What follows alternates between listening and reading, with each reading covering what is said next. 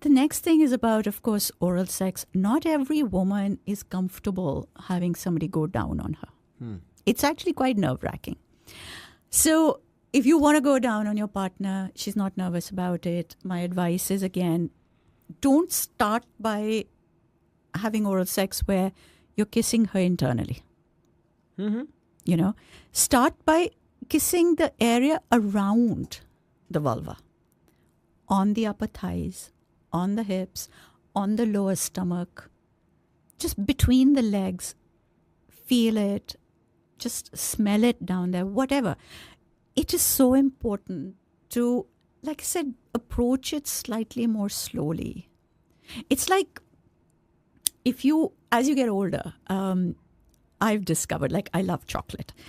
When I was younger, I used to have 5-star. Yeah. Which was standard, my favorite, right? Then you got to Kit Kat. Today, I only will have really, really high quality dark chocolate. It's got to be very dark, very rich, and very high quality. And 90%, 95%. I love it.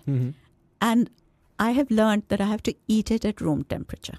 And I will put it into my mouth, and then I will let it melt in my mouth, and I will swirl it around. So I will only have this little tiny bit, whereas when I was younger, I would have had a huge big fudge cake. Right.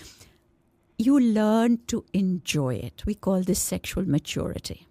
When you learn to enjoy what you are doing. And that means slowing it down and marinating it. It doesn't mean that eventually the way that you have sex, or every time you have to do this, wo nahi main keh rahi hu. I'm just saying that if you can learn how to understand how to build up pleasure, it increases your own pleasure as well. So, for oral sex, if your partner's not ready for it, and you are finally ready, and you want to go down on her, one of the things is that give her something to cover herself with, like a fuzzy or something slightly heavier. It makes it a bit more comfortable for her. I don't know why, but makes it more comfortable for women. Let her have something to hold on to. That helps. It's an incredible tool to use. But jo bhi hai, there are, like I said, the excitement is so much more than the genitalia. Right. Again, 2,000 years ago, people were taught how to have sex. Today, also, we really need to be taught. Most people go to porn.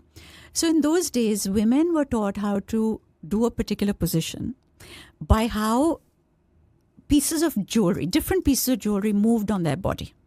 And I'll explain it to you. So my favorite example is always, because this is the first example I ever came across.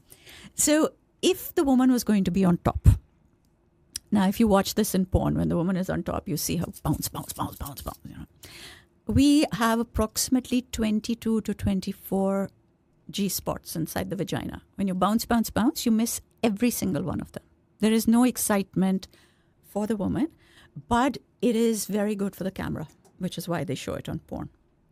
So in times gone by, the woman was made to wear a girdle, mekla, with lots of ghungroos. And then you had to make sure that you don't let the ghungroos make a sound. Now you automatically learn कि कैसे move करना चाहिए. You're not now focusing कि how am I moving for my penetration. Your whole focus is कि घुंघरू नहीं बजे.